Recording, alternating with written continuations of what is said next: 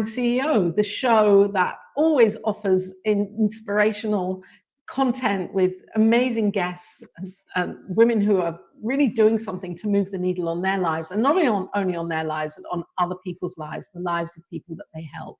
And today we're joined by by my English language there, Charlie Garnham. Welcome to the show. It's great to be with you here again. Thank you so much, Laura. We're going to have the most amazing conversation. We don't know what it's going to be, but it's going to be beautiful. It's always a good conversation with you. And first of all, I want to shout out and say to viewers or listeners, if you're hearing this on the podcast, first, welcome here. And also, Charlie is cover woman, coming up to be cover woman on Divine CEO Magazine. And so this show is going to bring us more into your world, Charlie, of who you are and why you do what you do, and yeah, those things that we're intrigued about that maybe you don't write about. Open that closet. Absolutely.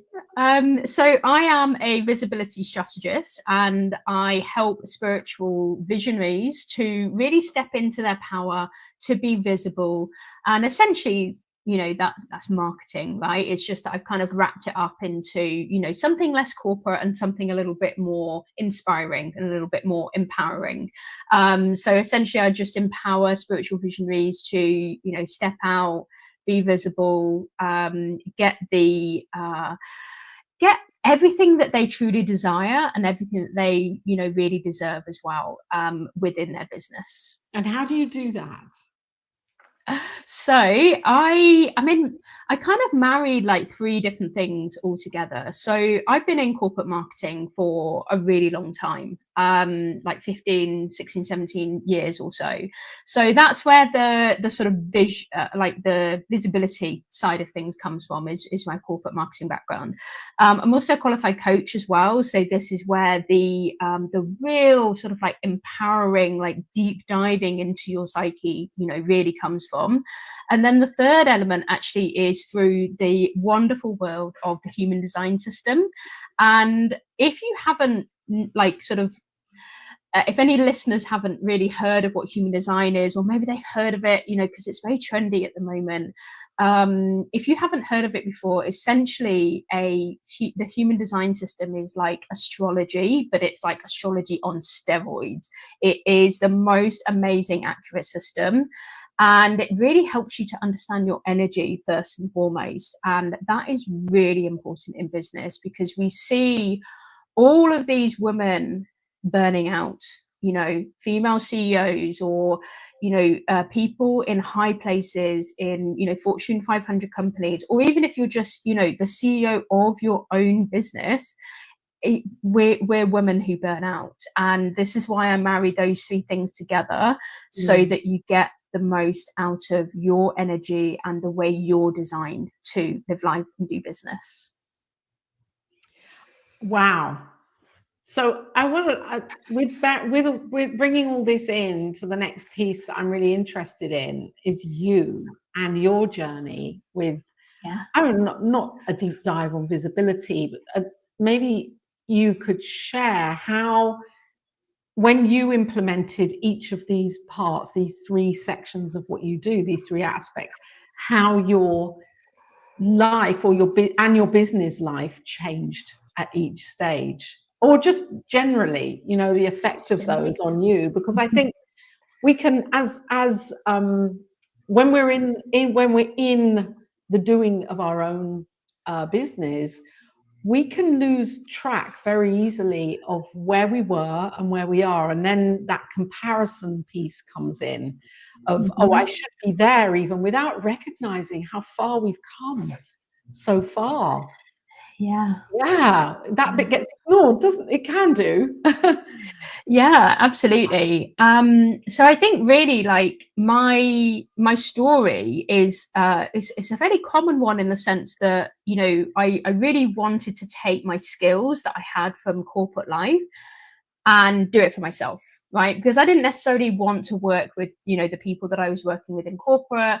I wasn't able to choose my clients as well. I could be working with, like a microchip manufacturer one day, and then a manufacturer of stage blood the next day. It was, it's very, Wow. very varied. I know. And I'm like, woo. yeah. And like I was and I still do this as well to this day. I was working with British businesses who were exporting millions of pounds worth of their services, of products, etc. And I was the one, sort of like guiding and facilitating this. But like I said, I wanted to do this for myself, because I could see how unaligned business owners were. And I wanted to work in a space that had a lot more, and it's the whole self-care revolution, right? And I don't really want to like pertain to it necessarily, because I think we all should do self-care on an absolutely daily basis, hourly basis actually. But I wanted something a little bit softer, a little bit more feminine. And I came into doing marketing coaching, right, for myself. Very easy transition. I was already doing marketing, I was already advising. Let's do marketing coaching, right, for the people that I wanted to, coaches, etc. And I could not for the life of me understand why I couldn't get clients. I'd been doing marketing for so long. I'd guided other people on how to, get clients, or how to make money, or how to export their retail goods, or whatever it is. I couldn't understand why I couldn't do it for myself. I mean, that like opens up, that one piece there opens up a whole world of depth, doesn't it, for personal development and spiritual development work. Absolutely. Yeah. And like back then I didn't realize that it was all about energy, because I was bringing strategy into it. I was bringing wounded masculine, I was bringing non-Aquarian age marketing tactics into my business. And as I know now, sort of like 6-7 years later, I am an Aquarian age individualistic being. I am spiritual. I am a divine child. And, the spiritual awakening has just been absolutely phenomenal. But actually, the spiritual awakening wouldn't have happened if I hadn't wanted to be, so entrepreneurial and so, keen on, the business side of things.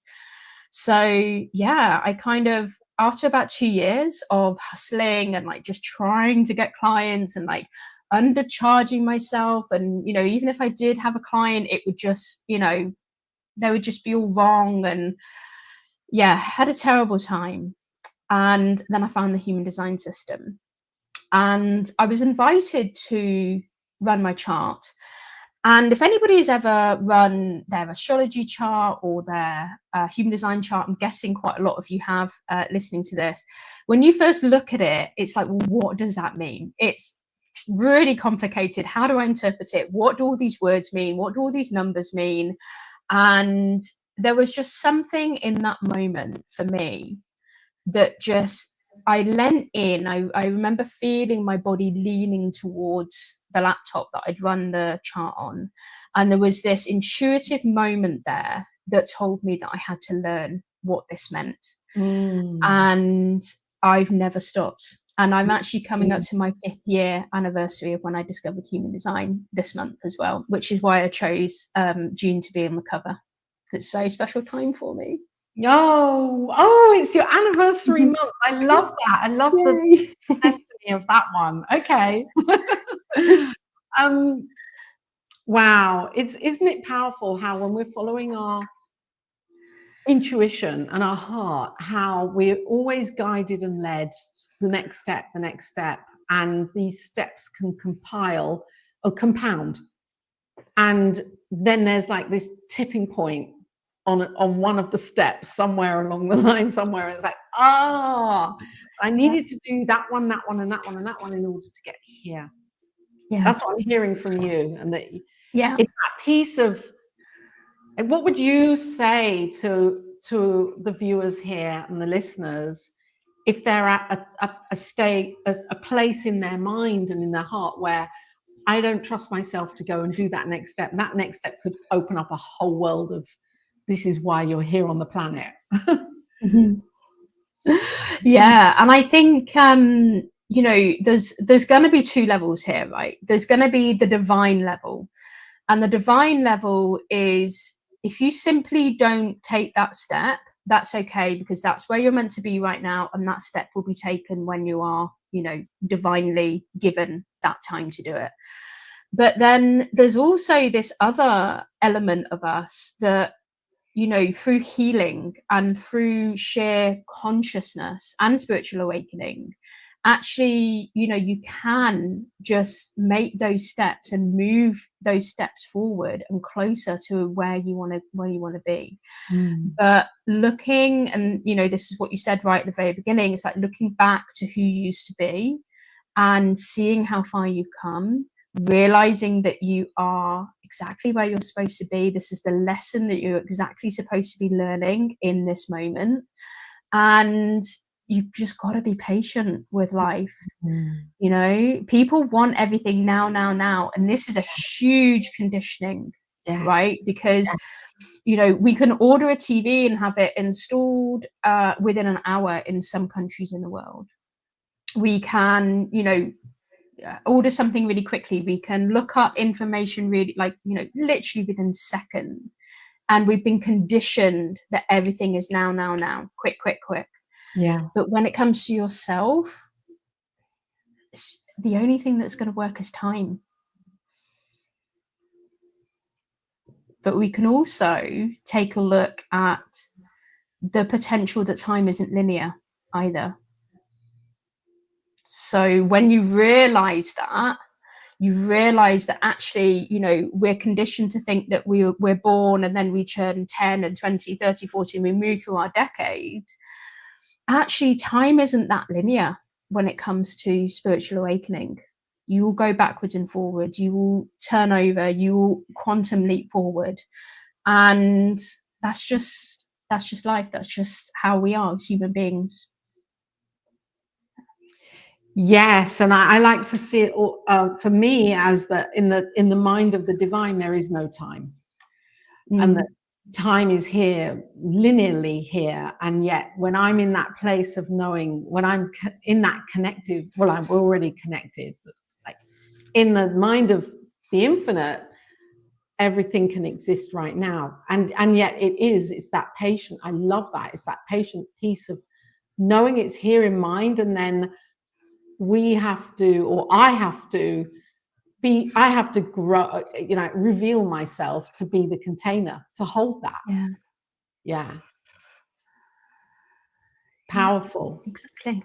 So you find that for people that come to you, that really are magnetically attracted to you, that you know that there's this, it's like you can see that there's this real potential for growth, and then they get that. Yes. They get that yeah, absolutely. moment, and it can change their life and their business. Yeah, I think one of the values for me is, and actually this is somewhere deep in my human design chart, is that, you know, because life for me isn't all about the money, I have a very strong boundary and integrity within my business. And I don't work with anyone who has desperate energy. So, you know, if they come to me and say, please fix me, I'm like, I'm not fixing you because you're not broken, but I will empower you. And I also don't work with anybody unless I can see. And it's like, psychic's not quite the right word, because psychic is such a generalized term for, you know, what we as human beings can actually see and feel, and, you know, everything like that. And there is a certain psychicness to me, that I can see where somebody is going to go, and I can see, you know, how you know, that they can just step up and just be, you know, the most amazing person.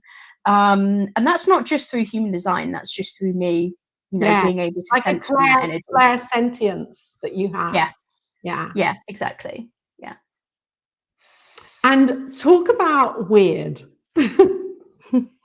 Let's talk about weird. Yeah. On your website, which is charliegarnham.com, by the way, I put that on your about page, you say this space is for the visionaries who've always felt like too much, for the rebels who are finally ready to speak, for the ones who see what's broken and came here to build what's next. You've always known you were different. And that's such a, it's like we all know that about ourselves, don't we? And on some level, we've been very good at hiding that. Is that your visibility piece there? Yeah. Yeah. Yeah, I think, like, for me personally, knowing who I am through the human design system, because what human design does is it helps you to understand where you've been conditioned. So it helps you understand who you are and who you are not. And for me, I am incredibly individual, and the individual circuitry within human design is kind of like weird and freaky, and that just does things like for the sake of it, doesn't do things for, you know, capitalistic gain or anything like that. And it's very much showing the way, like it's a leadership trait, but it is in that difference. It's in the, okay, this is over here, this is you know, it doesn't work anymore. Somebody's built this construct, somebody's built this institution. It doesn't work anymore though, because humanity's evolved. So what we're going to do is we're going to say, well, thank you very much for that time in our history, but we're going to burn it to the ground, and we're going to build something new, something better, something much more, you know, beautiful for the times that we now live in.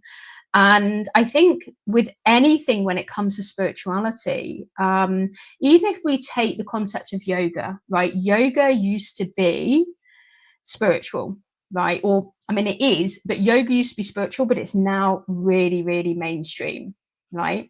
And I think that there are some, you know, elements of spirituality that we can literally just weave into our lives, and it can just make us feel so much better. It can lead us down a path that is so different to the corporate world, or I don't know, whatever else that anybody else is, you know, thinking of doing. And I just feel that we are changing, like humanity is evolving, and we need people like the listeners, like you, Laura, and like myself. We need people to lead others into a new way of living, being, or doing. Yes. And so the weird is really the wonderful, isn't it? Yeah. It's claiming that those parts of ourselves that we've wanted to reject. Maybe I've wanted to reject for decades, and knowing that that's me. This is who I am. And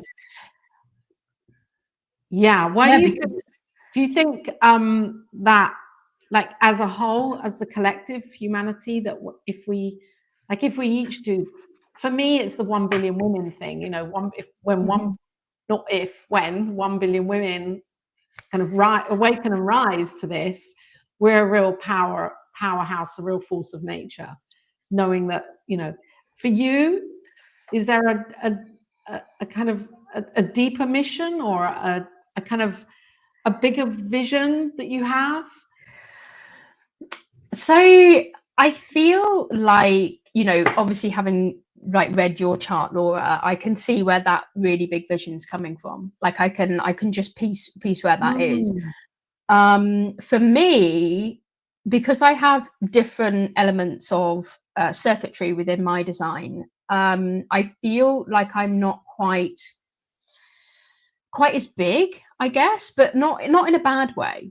Because there's like, no. It's, just because you have a big vision doesn't mean to say that my vision isn't big. Have a vision, and it can be something really sacred and beloved, and we're all different, aren't we? Expressing differently. So my question really is, if there's something in your heart that is like, oh, this would be great if. And I think for me, that is literally just empowering the individual person, to be individual, to be weird, to be, you know, who they want to be. So, you know, all these societal, you know, sort of conditionings that we grow up with, you know, sort of like children should be seen and not heard. If you walk around the house talking to yourself, you're crazy. And what does crazy mean when you're a child? I know, right? And it's just like, but we're told this, and of course the judgment piles on, right? So it's like, well, you know, there's all this judgment, and then because judgment is coming into us, it turns into shame, especially as children, right? And then you just end up like layering on top of yourself, on top of your true self, all of this, like, you know, trauma, conditioning, judgment, etc. And you just end up just not being who you are. And when you're not being who you are, it's painful. There's resistance. There's, you know, everything just feels so difficult to do. You know, you get procrastination. It's like, why am I procrastinating on doing this tiny thing on my to-do list? Sometimes life is just as simple as that. If you're not being who you are, you're not being your true self, you're not going to do your to-do list. Yeah. Did you see something? Well, it was like an orb just flew by you as you said that. Oh, was it? Yeah, it just flew by no, you as you said that. Obviously, you know, telling me that I'm correct. We can unpack what you've just said for about an hour. There's so many elements to what you've just spoken on. And so much. And the piece for me also with this is our health and how it can start to show up as seemingly small things. You know, those things that we'd kind of just say, oh, that's age. You know, that's just getting older, or that's just how it is, and they're not things that would debilitate. And yet they start to multiply. There's like more than one thing. Back pain maybe, and then something else, and then whatever. And for me, it's more recently been a recognition of, okay, I can see from my life and my world that if this is starting to happen in my world of effect, then it's time really to take a deeper dive look at what is going on in what have I held in consciousness that no longer serves me anymore, that I can dissolve and let go of. Yeah. I think like there's again so much to unpack, right? But there's just every person has a job and a half to do every single day. Totally. You know, what to release, what to not, what to go for, what to not. And sometimes even the micro decisions of whether to get a drink, whether to have this for dinner, whether to, you know, get up and have a walk, or even if you take it away from health, it's like whether to do this, whether to do that. Every micro decision you make actually has a compound effect on, you know, your true self. Because if you make your decisions using your ego mind, then it's going to do is keep you safe. So it's like, oh, I should go for a walk. Nah, you don't need to go for a walk. Nah, we'll just stay in. It'll be fine. Or, you know, oh, I should do a podcast episode. No, you don't need to do a podcast episode. We'll be fine. Just, you know, go and watch Netflix or something and rest instead. And I think if we follow that ego mind too much, obviously, you know, it's very difficult to get rid of it completely. If we follow that too much, then we're going to be, you know, not going to be ourselves. We're going to just, you know, feel that resistance, that procrastination. And I can honestly say, after using human design for 5 years, that this kind of like procrastination and the, you know, resistance to doing things is kind of leaving me, and it has been leaving me for the last couple of years. And it's a very freeing, liberating feeling to just be your freaking self. Yes. Without caring what other people are saying about you or the judgments that people are putting on you. And it affects all of us. It really does, that fear of judgment. I so agree with you when you say we've got a job and a half. It's like we've actually got 3 jobs. I think. Yeah. It feels like that, doesn't it? For me, it's like there's the job of life, there's the job of unpacking all that I don't need anymore. And then there's the job of kind of being me, which isn't really a job. But one of my spiritual teachers, Ernest Holmes, who is not in on this plane anymore, he would say, you know, the hardest job in the world is working on ourselves. It's harder than digging up roads. Yeah. To sit with ourselves and actually unpack what, you know, unpack the mind, the subconscious, and work through. Makes people feel very uncomfortable to do that. Yeah. And I do, that is one thing that I do have to fight with on a daily basis. Like I say, oh, like, shall I pull an oracle card, or like, shall I sit in meditation? And the ego every single time says, no, got something else to do. And that is something that I fight with myself every day still. I'm kind of, I'd do that over anything. Actually. I mean, my ego mind is like working the other way around. It's like, oh no, don't do that work. It's like, what to do in this 3D world, Laura? It's finding that, it's coming into that place of equilibrium, isn't it? And harmony, and just flowing with it rather than scolding ourselves for doing too much of this or too less of that. Exactly. Yeah. Oh, Charlie, it's so great to be here with you and to feel your light and to know what you're doing in the world. And thank you for being on front woman cover for Divine CEO. Thank you very much for inviting me. CEO. So I'd like to, as always, invite you at a final kind of share for a couple of minutes for viewers and listeners, if they're feeling stuck, if they're feeling that they too have that conversation going on and can't take that, or just are in resistance to getting on with life and maybe getting out of bed. That can even be one, can't it? It's like, I don't want to get up today. Because with our own business, we're setting our own rules, creating a new set of rules. What would I'll put you in the spotlight if you have something to share about that, to just guide someone for a couple of minutes. Always. So I would definitely say that if you are feeling like you are, or you've been told that you are the black sheep of the family or the black sheep of the world or anything like that, first of all, congratulations, because you are somebody who can see that there is something wrong with the world. There's something wrong with, something that's happening, and you are now fighting for a different way of living, of being, of doing. And we need to try and not let that judgment that you are weird, that you are different, that you are too much, because sometimes, we come to the table with some very strange, notions or very strange ideas of like what life should be like. And I know that it's difficult. I've been through my whole life thinking that it's, very difficult to come to the table with these, strange ideas.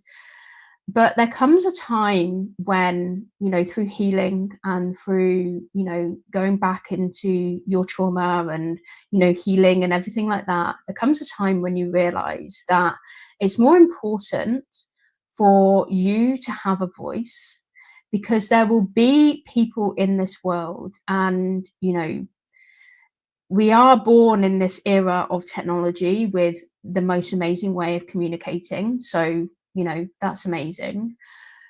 But we just have to realize that our voice is more important than what everybody else thinks of us, because we will find our match. Our soul, when we speak from our soul, we will find people who will resonate and who will speak back. And it's not about, sort of like trying to change somebody's mind, trying to spend this energy on like convincing somebody to change, an aspect about them. It's about finding the people that resonate with you on a really different level. It's about speaking from your soul, and just just speak from your soul and just release that judgment, because there will be people who will understand you. So if you think you're weird, or if you think you're the black sheep, it's okay. You'll find your people. Thank you, Charlie. And I had to put this up while you were speaking just now, because this is your work. This is your offering, speaking to the soul. And when we get to that, have that opportunity, which is a real gift to have that space to do that work. It's a treasured gift that you're offering, to sit with people one by one and allow, because it's so, for me personally, the value of one-on-one is something that I think is getting, the gift of one-on-one work, I think, is getting lost in the, let me take that off for a minute. It's getting lost in the mix here, because there are some incredible guides, I'm not even going to use the word coaches, that are working with people, and then it's come into my program. And I've been hearing a lot from different people in conversation. Oh, but I want to work one-on-one. I want to work one-on-one. I don't feel comfortable. There are people that really don't feel comfortable. As great as being in community can be, I know, because I've worked and held groups and been in groups, and it can be the most expansive experience to work in a group where we really work with other people and hear their stories. And there's something about one-on-one, though, isn't there? That absolutely, never be underestimated. Yeah, and I think, just a little side note here. Again, this is conditioning of the online business space, because everybody says there's more money in group work because you get 10 people to pay you X amount rather than one person to pay you whatever it is. And there's a lot to be said of group work. Like you say, it's amazing, but there's also a lot to be said of that individual one-on-one healing. So yeah, very important to bring that to the table. Thank you for saying that, because in alignment with everything else that we've been talking about today is the mass conditioning that we have of how business should be and how we should be showing up, just as everyone else is doing, and mimicking this kind of template of how to show up as a leader, as a coach. And we can do it in the way when we're working with our own natural energy and our soul patterning, and we discover that, it's like, that's the freedom point, isn't it? Because then we can show up however it feels good, without feeling we have to copy. Yeah, exactly. It's not going to resonate if you copy. If you just if you just yourself and you just speak from your soul, then people will find you. Thank you, Charlie, for being here, for shining your light on the show today. And thank you to you if you're here. Not if you're here, you are here watching this, viewing this, listening to this on a podcast. Charlie Garnham, GARNHAM.com. This is where you can find Charlie and connect with her. I know Charlie's on YouTube and on Facebook and Instagram, so very visible, very discoverable. Connect with Charlie, and also download the magazine. Get this week's Divine CEO straight into your inbox, divineceoconnection.com, and you'll have Charlie's newsletter that will come out, and she'll be sharing more about her life and her work, and to inspire you as a leader to really lead your life as love. And so thank you, Charlie. Thank you so much, Laura. Thank you all. Bye for now. Bye-bye.